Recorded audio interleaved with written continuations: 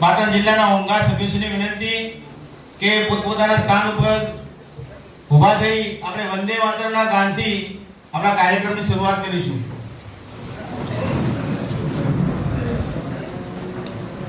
Vande Mataram Vande Mataram Sujalam Sufalam મલયજ શીતલામ સરસ્ય શ્યામલામ Mataram Vande Mataram શુભજોત્સના પુલકિતયા